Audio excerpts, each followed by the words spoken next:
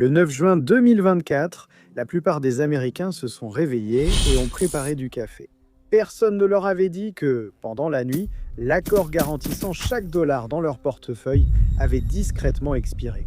Le même accord qui détermine le taux de votre crédit immobilier, le prix de vos courses et le coût de l'essence à la pompe depuis 50 ans. Il a été signé en secret en 1974, tenu secret pendant 42 ans, et défendu au moyen de 2 guerres que les livres d'histoire n'ont toujours pas vraiment expliquées.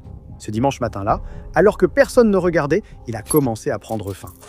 Les personnes qui l'ont mis en place savaient qu'il finirait par expirer un jour. Ce qu'ils ne vous ont pas dit, c'est ce qui se passe quand cela arrive. Le 8 juin 1974, exactement 50 ans et un jour avant ce dimanche matin, le secrétaire d'État américain Henry Kissinger était assis de l'autre côté d'une table face au prince héritier saoudien Fahd Ben Abdelaziz à l'intérieur de Blair House. Ils ont signé un accord de 6 pages. Il n'a pas été rendu public, ni débattu au Congrès, ni rapporté par aucun grand journal. Les détails étaient classifiés. Même l'existence de l'accord a été gardée strictement secrète à la demande explicite du roi Faisal d'Arabie Saoudite. Le secret a été gardé pendant 42 ans. Lorsque Bloomberg a finalement publié les détails en 2016, l'histoire a fait la une. Parce que ce sur quoi Kissinger et le prince Fahd se sont mis d'accord cet après-midi-là n'était pas un simple arrangement diplomatique. C'était l'accord qui a créé le monde moderne. Le dollar américain n'est pas adossé à l'or. Il ne l'est plus depuis 1971. La plupart des gens en sont vaguement conscients. Presque aucun d'entre eux n'a jamais appris ce qu'il a remplacé. La réponse se trouve dans ce document de 6 pages et dans les conséquences de son expiration discrète. Un dimanche matin de juin 2024, pendant qu'un homme promenait son chien et qu'une femme consultait son téléphone, ne commence que maintenant à se refléter dans le prix de tout ce que vous achetez. La guerre en Iran fait grimper le pétrole à des niveaux records. L'Arabie Saoudite vend du pétrole à la Chine en yuan et les pays des BRICS construisent des systèmes de paiement conçus spécifiquement pour contourner le dollar. Ce ne sont pas des histoires séparées, c'est la même histoire. L'histoire de ce qui se passe lorsque l'accord qui soutenait le dollar prend fin. Et pour comprendre pourquoi l'expiration d'un document de 6 pages signé en secret par 2 hommes en 1974 pourrait déterminer le niveau de vie de chaque Américain vivant aujourd'hui, il faut remonter plus loin dans le temps. Jusqu'à un dimanche soir en août 1971. Un président assis devant une caméra, un pays dont le système financier s'effondrait discrètement et une décision censée être temporaire qui n'a jamais été annulée. Le mot qu'il a utilisé était temporaire. Il l'a utilisé 3 fois. Le guichet de l'or n'a jamais été rouverte. Ce qu'il a remplacé a changé le monde et personne n'a jamais vraiment expliqué comment. En août 1971, le président français a envoyé un navire de guerre à New York. Pas pour une visite d'État ni une démonstration de force, mais pour récupérer l'or de la France, car elle ne faisait plus confiance au dollar. Dans le système de Bretton Woods, tout pays détenant des dollars américains pouvait les échanger contre de l'or à un taux fixe de 35 $ l'once. L'Amérique avait promis cela au monde après la Seconde Guerre mondiale. Le dollar est devenu l'encre de la finance mondiale. En 1971, 27 années de dépenses militaires avaient discrètement vidé les réserves d'or de l'Amérique. L'Amérique avait 40 milliards de dollars d'obligations détenues par des gouvernements étrangers. De l'or pour garantir ces obligations, 10 milliards de dollars, un quart de ce qui avait été promis. Et le monde commençait à s'en rendre compte. Le 11 août 1971, la Grande-Bretagne a demandé la conversion de 3 milliards de dollars de ses réserves en or. Immédiatement, une ruée sur le dollar a commencé. Le système ne tiendrait pas jusqu'à la fin de la semaine. Quelqu'un devait prendre une décision, rapidement et en secret. Nixon a réuni ses plus hauts conseillers économiques et le secrétaire au Trésor, John Connally. Connally n'était pas un diplomate. Il n'avait aucune expérience en finance internationale et aucun intérêt à en acquérir une. 2 semaines plus tôt, il avait résumé son approche envers les pays dont les monnaies surpassaient le dollar. Il a dit à Nixon: le samedi soir, la décision était prise. Fermer le guichet or, pas progressivement, pas avec des négociations. Unilatéralement, immédiatement.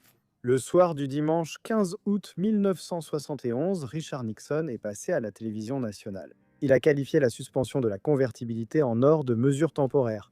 Il a utilisé le mot temporaire 3 fois. Le guichet or n'a jamais été rouverte. Connally avait fait ce pourquoi il était venu. Il ne s'intéressait pas à la suite. C'était le problème de quelqu'un d'autre. Mais ce qu'il a laissé derrière lui était la question financière la plus importante du XXe siècle. Si le dollar n'était plus adossé à l'or, qu'est-ce qui le soutiendrait? La réponse ne se trouvait dans aucun canal diplomatique officiel. Elle se trouvait dans la matière première la plus précieuse au monde, le pétrole.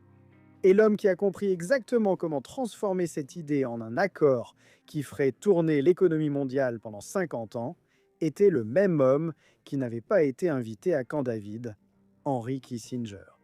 Cette décision que Nixon a prise un dimanche soir en 1971 est la raison directe pour laquelle votre taux de crédit immobilier est ce qu'il est aujourd'hui. La raison pour laquelle le dollar dans votre portefeuille vaut ce qu'il vaut. La raison pour laquelle l'Amérique peut dépenser de l'argent qu'elle n'a pas sans que les marchés ne s'effondrent. Mais fermer le guichet or sans la remplacer, c'était comme retirer les fondations d'un bâtiment. Il fallait bien que quelque chose soutienne le dollar. Et ce que Henry Kissinger a choisi pour le remplacer est la raison pour laquelle 2 guerres ont été menées au Moyen-Orient, que l'histoire n'a jamais vraiment expliqué. Mais avant qu'Henry Kissinger puisse agir, un événement lui a donné l'avantage dont il avait besoin. Le monde arabe a fermé le robinet et l'Amérique a découvert, pour la première fois de son histoire moderne, qu'elle n'était en réalité pas aux commandes. L'embargo pétrolier arabe a réduit de près d'un tiers les importations américaines de pétrole. Les prix du pétrole ont quadruplé. L'inflation a explosé. La bourse s'est effondrée. À Washington, 2 choses sont devenues claires en même temps. Le dollar avait besoin du pétrole. Et le pétrole devait être contrôlé. Kissinger avait compris ce que la plupart des économistes à Washington ignoraient. Le pétrole n'était pas qu'une marchandise, mais une dépendance. Si l'Amérique pouvait faire du dollar la seule monnaie dans laquelle le pétrole était vendu, alors chaque pays sur Terre aurait besoin de dollars, de façon permanente, structurellement, inéluctablement. Le dollar ne serait plus adossé à l'or, il serait soutenu par quelque chose de bien plus puissant, la seule chose dont le monde moderne ne peut pas se passer. Le roi Faisal n'était pas un homme qui faisait confiance à la monnaie papier. Il avait vu Nixon abandonner l'étalon or avec l'inquiétude d'un créancier voyant son débiteur déchirer le contrat. Les Américains lui demandaient désormais de fixer le prix de la ressource la plus précieuse de son royaume dans ces mêmes dollars dont il venait justement de rompre le lien avec l'or. Faisal avait toutes les raisons de dire non. Il n'avait qu'une seule raison de dire oui. En février 1975, le Sunday Times de Londres a révélé l'existence d'un plan militaire américain secret. Dhahran Option Four, un plan d'urgence pour envahir l'Arabie Saoudite et s'emparer de ses champs pétrolifères par la force. Le plan était réel. Et le roi Faisal avait presque certainement été informé de son existence. On n'offrait pas un accord au roi Faisal, on lui offrait un choix, accepter des dollars papier pour son pétrole, investir l'excédent dans les bons du Trésor américain et recevoir en échange la protection militaire américaine. Ou faire face à la possibilité que le pays qui venait d'armer ses ennemis décide que le pétrole sous son royaume est trop important pour le laisser entre ses mains. Il a signé. Le véritable accord n'a pas été signé par Kissinger. Il a été mené par un homme qui n'avait rien à faire à 1000 km de toute négociation diplomatique. William Simon avait dirigé le département du Trésor chez Salomon Brothers. Il s'était comparé à Gengis Khan. Il avait traité le Shah d'Iran de fou devant des journalistes 1 semaine avant d'être envoyé au Moyen-Orient. Il comprenait aussi la dette publique américaine mieux que quiconque vivant. Et c'était la seule qualification qui comptait.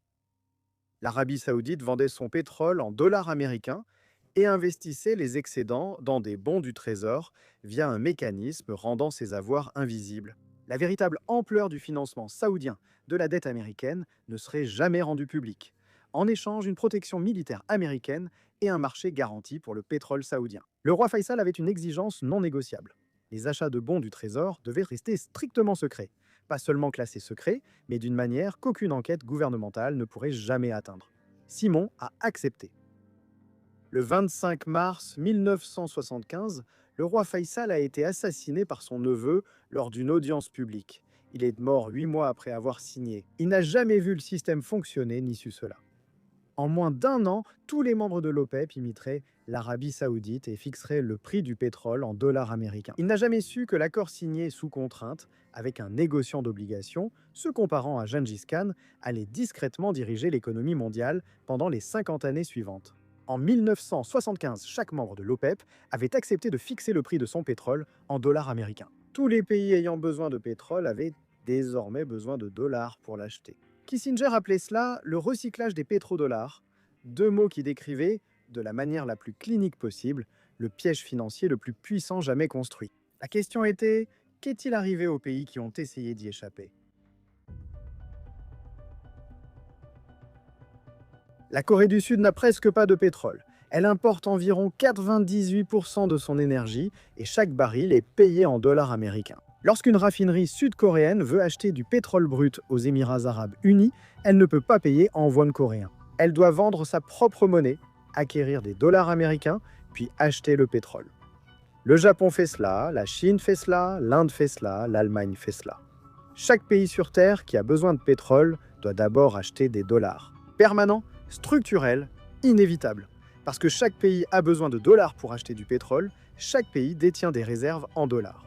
Ces réserves sont investies dans les bons du Trésor américain, ce qui maintient artificiellement les taux d'intérêt bas grâce à la demande étrangère constante. L'Amérique peut maintenir des déficits permanents parce que le monde a besoin de sa monnaie. Tous les autres pays qui ont essayé d'emprunter aussi librement que l'Amérique ont fini par en payer le prix. L'Amérique enregistre des déficits commerciaux chaque année depuis 1975. Les marchés n'ont jamais cessé d'acheter sa dette. Le dollar n'est pas seulement une monnaie, c'est un réseau.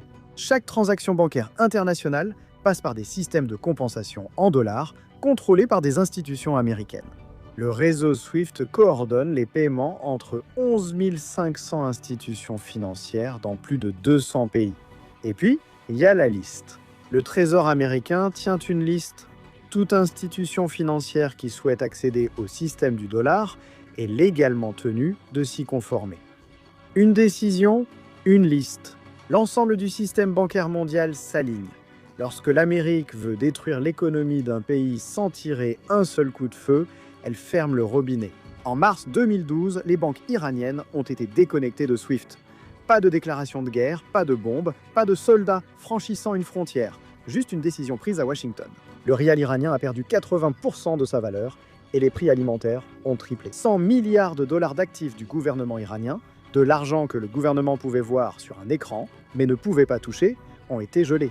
Tout cela sans une seule bombe. Juste la liste. Le 26 février 2022, les États-Unis et leurs alliés ont gelé les réserves de devises étrangères de la Banque centrale de Russie. 300 milliards de dollars, des euros et des livres que la Russie avait accumulés pendant des décennies comme matelas de sécurité face au choc économique, gelés du jour au lendemain. 300 milliards de dollars envolés, non détruits, gelés, visibles sur le papier, impossibles à toucher. Le rouble a perdu 30% en quelques jours. Les taux d'intérêt ont doublé à 20% lors d'une décision d'urgence. Les distributeurs ont été vidés. Les cartes de crédit ont cessé de fonctionner à Moscou. Les économistes qui qualifiaient les sanctions financières d'armes nucléaires de la guerre économique ne parlaient pas au figuré.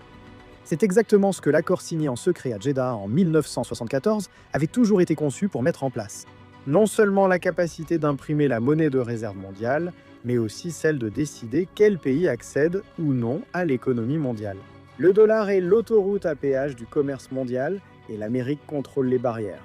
Les pays qui comprenaient vraiment cela savaient que défier le dollar n'était pas une décision économique. C'était une menace pour le pays le plus puissant de la planète sur ce à quoi il tient le plus.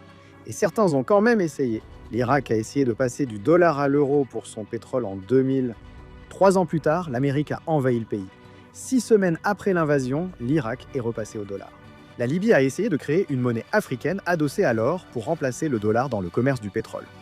2 ans plus tard, Kadhafi était mort. Ce ne sont pas des théories du complot. Ce sont des dates, des faits et un schéma qui devient impossible à ignorer une fois que vous savez ce que vous regardez. Le 24 septembre 2000, Saddam Hussein a annoncé que l'Irak n'accepterait plus de dollars américains pour son pétrole. Toutes les transactions futures seraient libellées en euros. CNN a publié un court article sur son site web le 30 octobre 2001 jours, puis le silence. William Clark faisait attention. Il a remarqué qu'après une seule journée de couverture médiatique, le passage de l'Irak à l'euro avait disparu de tous les grands médias. 2 ans après l'annonce de Saddam, l'Irak a converti 10 milliards de dollars de ses réserves de dollars en euros. Un défi direct à l'architecture de la domination du dollar, construite à Jeddah en 1974. Le 19 mars 2003, les États-Unis ont envahi l'Irak. Aucune arme de destruction massive n'a été trouvée. 8 hauts responsables de l'administration Bush avaient fait au moins 935 déclarations mensongères au cours des 2 années précédant la guerre. Le 5 juin 2003, le Financial Times a rapporté que l'Irak était revenu sur le marché pétrolier international. L'appel d'offres, a noté spécifiquement le journal, ramène la transaction en dollars. 6 semaines après l'invasion, retour au dollar. Muammar Kadhafi proposait un dinar d'or africain depuis au moins 2009, une nouvelle monnaie adossée à l'or, avec les revenus pétroliers restant sur le continent. Kadhafi avait accumulé 143 tonnes d'or pour concrétiser ce projet. En mars 2011, l'OTAN a lancé une intervention militaire en Libye. 8 mois plus tard, Kadhafi était mort. Sa proposition de dinar d'or est morte avec lui. Les 143 tonnes d'or de la Libye ont disparu dans une nouvelle banque centrale contrôlée par le gouvernement rebelle que l'OTAN avait aidé à installer. En 2015, des milliers d'emails provenant du serveur privé d'Hillary Clinton ont été rendus publics à la suite d'une enquête du FBI. Un email a retenu l'attention, daté du 2 avril 2011, envoyé par le contractant de renseignement privé Sidney Blumenthal, décrivant les motivations du président français Sarkozy pour pousser à l'intervention de l'OTAN. Un désir d'empêcher la Libye d'utiliser ses réserves nouvellement créées d'or et d'argent pour établir une monnaie panafricaine qui concurrencerait le franc français en Afrique francophone.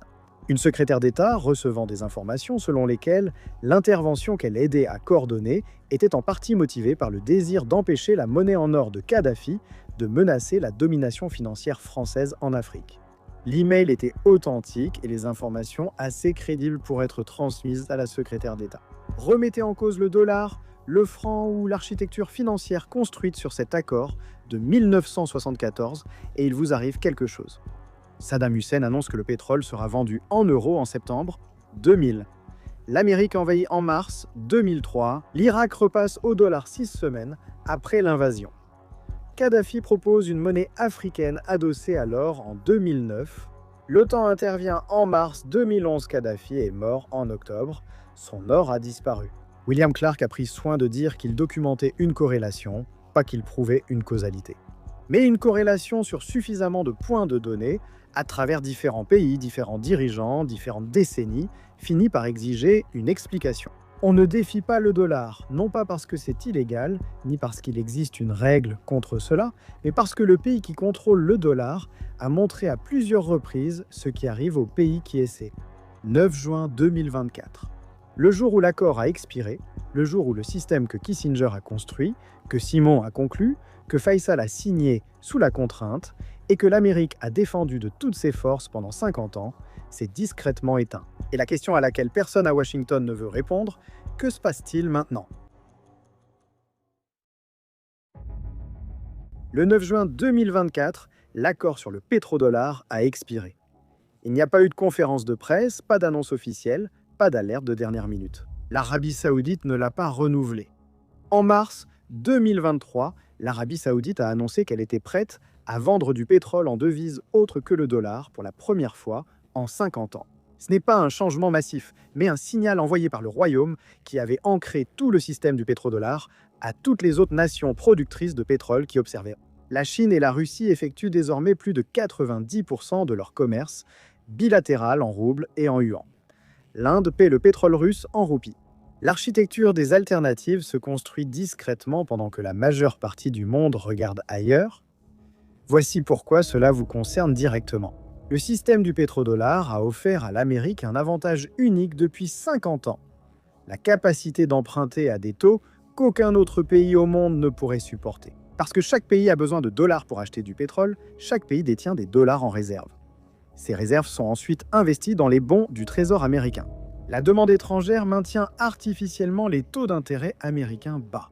Si le dollar perd son statut de monnaie de réserve, même partiellement, même progressivement, cette demande artificielle disparaît. Le taux de votre crédit immobilier augmente, Votre prêt automobile augmente, les intérêts sur votre carte de crédit augmentent. Le coût de tous les emprunts de l'État augmente et ce coût est répercuté par les impôts, par l'inflation et par le prix de tout ce que vous achetez. Le privilège exorbitant dont Charles de Gaulle se plaignait dans les années 60 a payé vos factures pendant 50 ans sans que vous le sachiez. Vous êtes sur le point de découvrir ce que cela coûte de le perdre. Le dollar ne s'effondre pas, ni aujourd'hui, ni l'année prochaine, peut-être même pas cette décennie. Mais la direction est claire. Et la question n'est pas de savoir si le système du pétrodollar prendra fin. La question est de savoir combien de temps la transition prendra, qui la contrôlera et à quoi ressemblera le monde de l'autre côté. L'homme qui promène son chien ne sait pas que l'accord soutenant le dollar a discrètement expiré la nuit précédente. La femme qui regarde son téléphone ignore que l'Arabie Saoudite a choisi de ne pas le renouveler.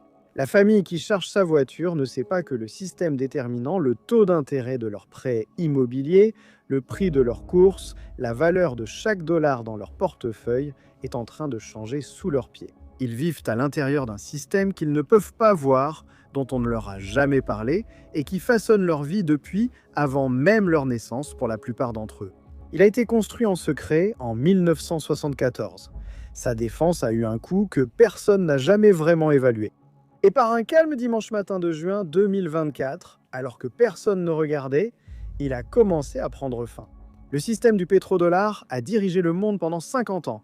La question n'est pas de savoir ce qui le remplacera. La question est de savoir si quelqu'un vous le dira avant que cela n'arrive.